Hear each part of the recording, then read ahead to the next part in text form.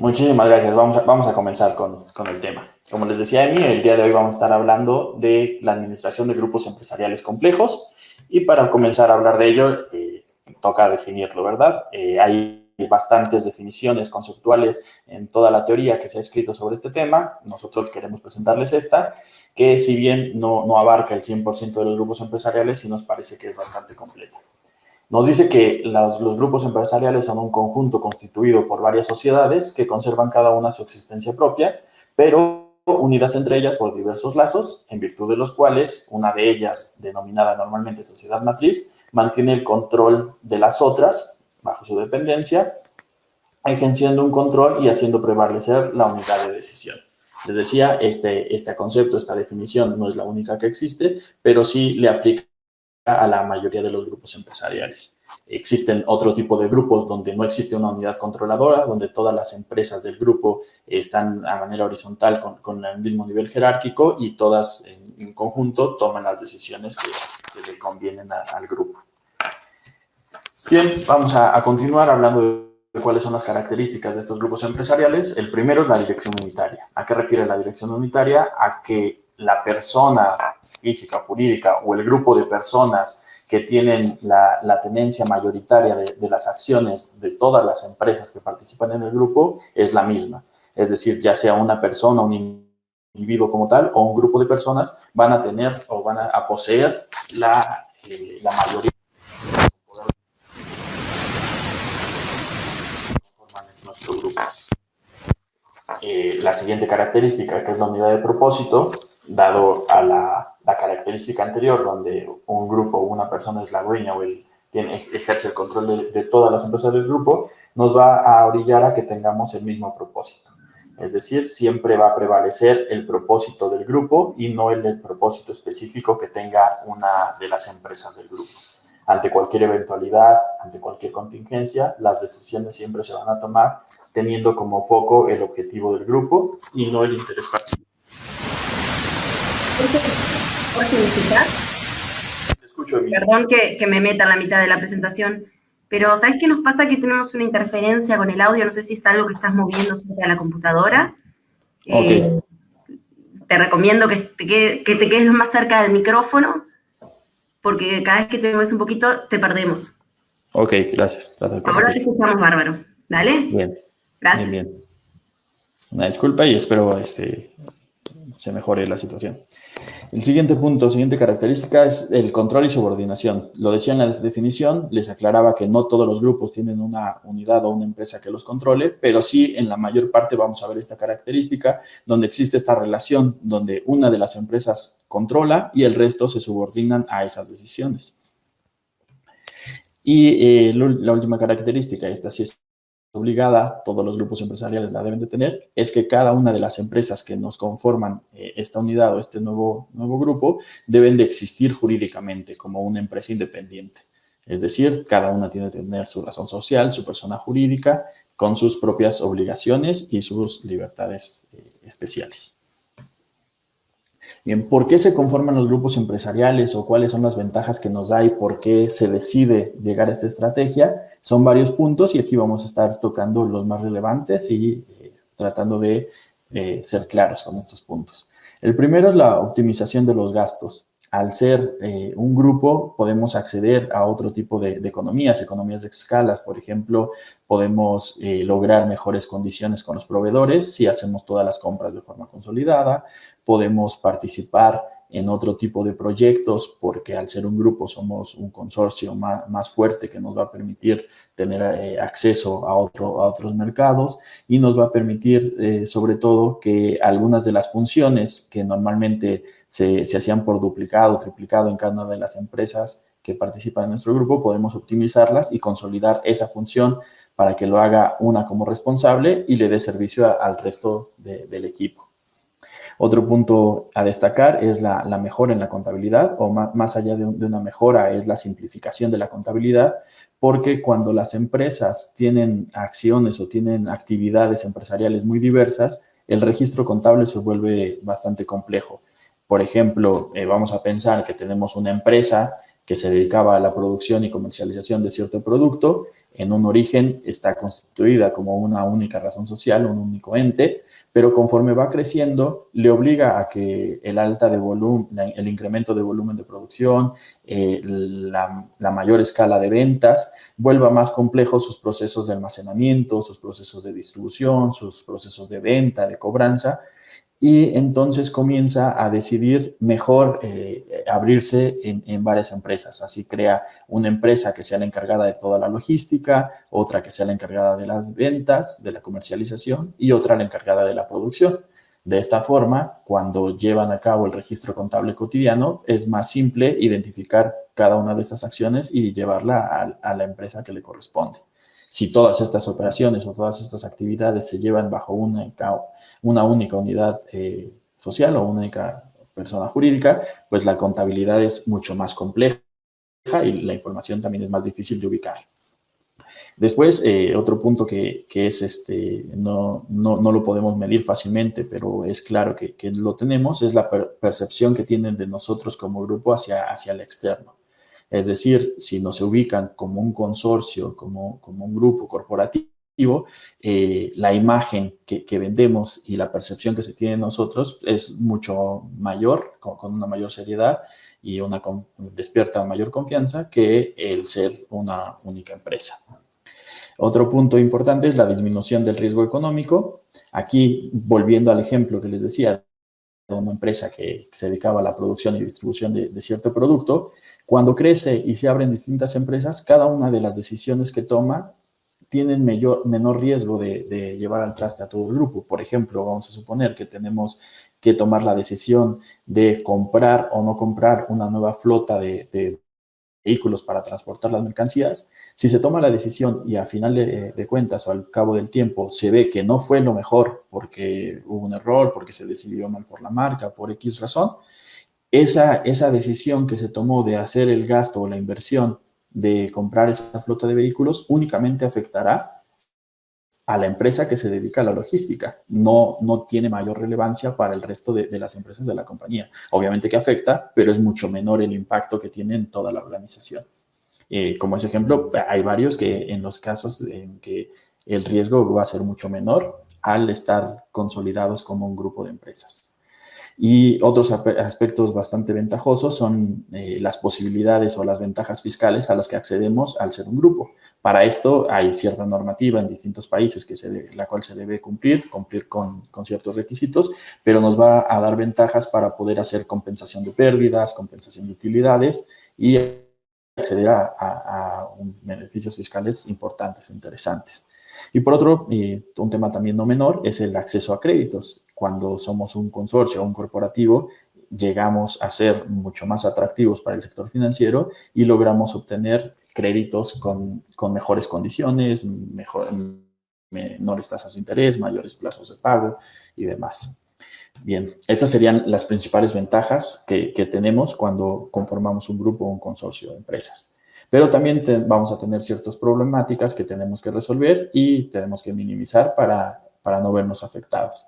El primero es la optimización de recursos, que aquí, así como decíamos que una ventaja es poder acceder a economías de escala, también es claro e importante resaltar que va a ser más difícil optimizar los recursos. Es decir, al administrar más de una empresa, al tener más de un departamento de contabilidad, por ejemplo, más de un departamento operativo, se vuelve más difícil identificar cuáles son los procesos que se están llevando de forma redundante y en los que deberíamos de tomar otras decisiones para que esos recursos no se estén perdiendo. Otro punto es la deficiencia de la información. Al tener la información separada por empresas, pues existe mayor cantidad de información, pero es más difícil explotarla y analizarla. Está en diferentes repositorios, está organizada de distinta manera, tal vez la gerencia o cada uno de los departamentos toma decisiones y hace los registros de forma distinta y después hacer toda la consolidación se vuelve bastante complicado. Y después tenemos varias desventajas en el aspecto humano, que son, para empezar, la gestión del conocimiento es mucho más difícil porque todas las personas que tienen el know-how de nuestro negocio ahora no están en una única empresa, sino que están repartidos entre todas las empresas del grupo. Por lo que si quiero obtener la información relevante, extraer sus conocimientos para hacer mejores análisis, para tomar mejores decisiones, para tomar nuevas políticas o nuevas directivas, se vuelve más difícil de hacer. Tenemos que estar preocupándonos por hacer sesiones de trabajo de todos los integrantes de las empresas y otro tipo de acciones que no teníamos necesidad de hacer cuando éramos una empresa sola.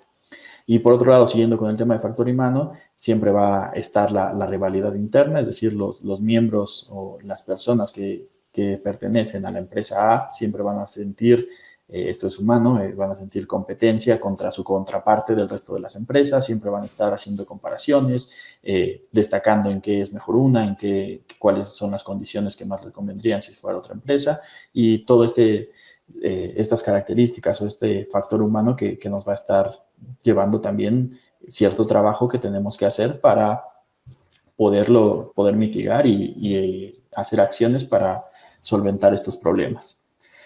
Por otro lado, la pérdida de identidad corporativa, tanto a la interna como a la externa, es decir, los individuos y los recursos que trabajan en las empresas, es difícil que se pongan la camiseta o que adquieran la identidad de todo el corporativo, olvidándose de que pertenecen a una empresa en particular. Y por otro lado, también hacia afuera, es difícil que la imagen de la corporación, conforme se va creando y en los inicios, sea percibida de una manera clara. Bueno, y por último, también el tema de la lejanía con los clientes. Cuando nosotros veníamos trabajando directamente con nuestros clientes, que éramos los que levantábamos los pedidos, los que hacíamos las entregas, los que nos dedicábamos a dar después el mantenimiento, dábamos ese servicio de postventa, cuando todo se hacía dentro de la misma empresa, ya sea que sean distintas personas o la misma, no importa, siempre había cercanía con el cliente y el cliente nos percibía como que nosotros los acompañábamos en todo el proceso y tenían acceso a interactuar con nosotros como proveedor. Pues bien, cuando se tiene un grupo empresarial, esta cercanía o este trato directo con el cliente se va perdiendo y también es algo en lo que se deben tomar acciones para que el cliente no lo perciba como algo negativo. Otra consideración que debemos tener siempre en cuenta son el cumplimiento normativo. Cuando generamos o conformamos grupos corporativos o grupos empresariales, existen normas a las que debemos apegarnos. Estas normas varían dependiendo del país donde estemos implementando o donde nos estemos instalando. También muchos de los grupos empresariales tienen operaciones internacionales, es decir, tienen una empresa en un país, otra empresa en otro país. Entonces es importante siempre tomar en cuenta e informarnos bien cuáles son las normativas a las que debemos apegarnos. Acá les ponemos 3 ejemplos de normas que aplican en la mayoría de los países. Cada una tiene sus implicaciones y sus peculiaridades, pero en general en todas las legislaciones existen estos conceptos. El primero son las partes relacionadas, que es básicamente identificar cuáles empresas pertenecen al mismo grupo, porque la normativa nos va a obligar a que todas las operaciones que se realicen entre estas empresas del mismo grupo sean registradas de manera específica, es decir, que se pueda informar en cada periodo fiscal todas las operaciones que realizamos contra empresas de nuestro mismo grupo. El siguiente concepto son los precios de transferencia, que lo que está aunado al de partes relacionadas, y lo que me va a exigir o lo que me va a pedir es que todas las operaciones que se hayan pactado o efectuado entre integrantes del mismo grupo empresarial deben de ser a precios de mercado, es decir, se hace todo un estudio y se entrega esa información al ente gubernamental que corresponde en cada país para que se compruebe que los precios fueron a valor de mercado, es decir, que no se está tratando de hacer evasión fiscal dando precios muy altos para generar pérdida en una empresa o precios muy castigados para inflar las utilidades. Básicamente es eso a lo que se refiere el precio de transferencia. Y por último, el concepto de régimen de consolidación fiscal, que también es otra figura que aparece en la normativa, que me va a permitir, si accedo a este régimen, consolidar la información y hacer los informes financieros como grupo y no como cada una de las entidades individuales. Accediendo a este régimen, tengo los beneficios de poder presentar la información consolidada y hacer esas compensaciones que hablábamos al principio, para no castigar con demasiado impuesto a la empresa que tiene más utilidad y tampoco que se vea tan negativas las empresas que están dando pérdida. Sobre todo esto es sobre estos puntos, siempre cabe destacar que deben de informarse bien en cuál es el país donde se está teniendo operaciones, porque tiene sus peculiaridades y características específicas. Bien, ahora que vimos conceptualmente qué ventajas, desventajas, problemas y normas a las que debemos enfrentar cuando somos un grupo de empresas, vamos a ver en el caso de K2 de Faro, que es un RP, como algunos otros sistemas, me van a facilitar o me van a dar funcionalidades que me permitan explotar al 100 esas ventajas que me da la conformación en grupo empresarial, que me van a ayudar a minimizar los riesgos que me trae este tipo de estructura y cómo me ayuda a cumplir con las normativas que me obliga la ley.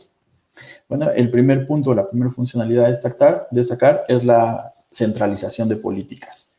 Esto, cuando veíamos el tema de que es difícil hacer identidad y es difícil generar cultura corporativa, la centralización de política me va a ayudar a que todas las políticas o las normas que dicte mi organización como tal se vean reflejadas en un único repositorio y todas las empresas que pertenecen a mi grupo se atañan o las cumplan porque así está estipulado en la configuración inicial. Es decir, si se crea una nueva política donde dice cómo debe ser, por ejemplo, un proceso de compra o cómo debe llevarse a cabo la registración contable de cierto proceso, eso se configura en un único punto y después todos los registros operativos que se efectúen en el cotidiano de las empresas van a seguir esos lineamientos y esas políticas que se dictaron desde el ente de control. Bien, el siguiente punto decíamos que es la economía de escala o la optimización de los recursos.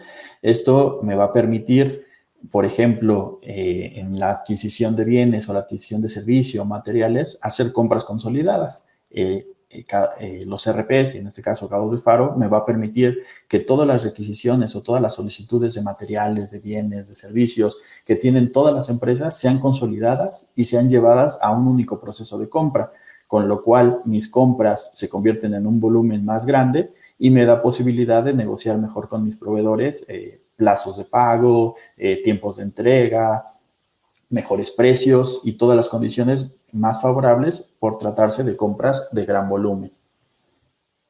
Otra funcionalidad importante es el registro de operaciones intercompañía, que decíamos que es algo que me obliga a la norma. Cada país tiene sus peculiaridades, pero en general todos me van a obligar a que registre de manera identificable todas esas operaciones que se den entre las compañías. Y en este caso, K2 de Faro me va a permitir que esa configuración yo la haga y se registre de forma automática todas las operaciones de compra y venta donde las empresas sean del mismo grupo. Aquí tenemos, por ejemplo, cómo está configurado para las facturas de venta, donde una de las empresas del grupo le vende a la otra. Desde esta configuración se identifica, se asigna qué cuentas contables debe mover, con qué tipo de documento debe verse registrado y de esta manera cada periodo fiscal puedo obtener la información que necesito o que me requiere el ente gubernamental que corresponde. Otro punto bastante importante es la consolidación de información. Decíamos al principio que cada una de las empresas va a registrar todas sus operaciones de manera independiente, apegadas a las políticas que dictó el corporativo. Sin embargo, después es normalmente complejo el hecho de tener que consolidar o sacar información de todas las empresas del grupo cuando quiero tener una visión global. Es decir, al haber hecho el registro individualizado para cada una de las empresas, una de las desventajas o de los riesgos que teníamos, veíamos que era la extracción de la información.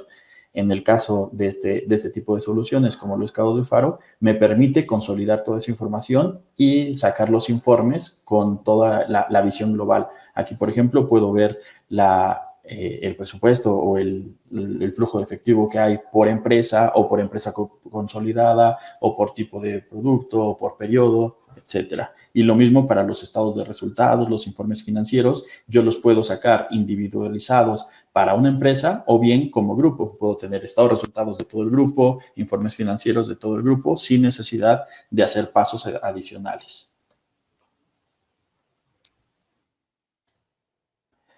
La siguiente funcionalidad que me brinda es la gestión descentralizada. Decíamos también que se podía identificar qué tareas son comunes a todo el grupo para no estar haciendo redundancia en la operación y, por ende, incurriendo en gastos innecesarios. Bueno, pues este tipo de soluciones me permiten hacer la gestión descentralizada, es decir, podría tener, si defino que una de las empresas va a ser la encargada de llevar toda la administración de la cobranza, por ejemplo, del resto de las empresas, en una única empresa puedo hacer el registro de todas las facturas de venta de todo el grupo y desde ahí llevar la administración. Y siempre ese registro operativo me estaría llevando la información detallada de a qué empresa se refiere para mover la contabilidad de la empresa que le corresponde. Otro ejemplo sería, en el caso de los almacenes, podría decir que una de las empresas va a ser la encargada de hacer toda la logística y todo el resguardo de los materiales y los bienes que tengo almacenados. En una empresa se hace ese registro y después, si quiero sacar la información contable de cuánto valen los inventarios de la empresa A, cuántos los de la empresa B, hacer inventarios físicos por alguna en específico, todo eso se puede hacer. Es decir, no pierdo la información nunca de a quién pertenece cada uno de los bienes que tengo a resguardo en ese almacén, por más que toda la operación la haga una empresa y no individualizada cada una de las empresas. Y otro punto que les queríamos mostrar es el hecho de la planificación financiera. Es decir, vamos a tener en los grupos empresariales ciertos programas o ciertas acciones en las que queremos involucrar a todas las empresas y tenemos un presupuesto global. Por ejemplo, queremos hacer un nuevo branding de la marca y queremos hacer todo un lanzamiento mercadológico. Para ese proyecto tenemos un cierto presupuesto, pero después cada una de las acciones se van a hacer en cada una de las empresas o de las sucursales que tenemos. Por ejemplo, una empresa va a hacer un evento en un país o en una región donde esté establecido y otra empresa va a hacer compra de material de difusión de la marca. Son compras que se hacen por separado, que contablemente afectan la contabilidad o el gasto de la empresa A y de la empresa B de acuerdo a la operación que hicieron, pero nosotros siempre vamos a poder ver a nivel financiero y a nivel presupuesto cuál ha sido el comportamiento y cuánto se ha ejercido para el programa de lanzamiento de marca o generación de brand. Es decir, podemos tener presupuestos transversales que me permitan explotar la información sin importar en qué empresa se ejecutó directamente el gasto. Bien, eso es la última de las ventajas o de las funcionalidades que queríamos destacar. Hay muchas más que tienen los sistemas que nos ayudan a tener control o administración de grupos empresariales, pero esas son las que queríamos destacar el día de hoy. Queríamos invitarlos también. Próximamente vamos a tener un par de eventos presenciales. En Uruguay vamos a tener el 11 y 12 de marzo eventos. Ahí les dejo un poco de información. También les estará llegando la invitación puntual. Este evento es presencial y es en marzo. Y en México también tendremos otro evento presencial aquí en la Ciudad de México. Vamos a tener un desayuno el 19 de marzo. También más adelante les estaremos haciendo llegar la invitación, pero si están interesados en estos temas y quieren conocer más a fondo todas las funcionalidades y ventajas que puede darles K2B, están todos cordialmente invitados. Bien, hasta aquí la información que tenemos para el día de hoy. Si tienen alguna pregunta, por favor, está abierta la sesión de preguntas.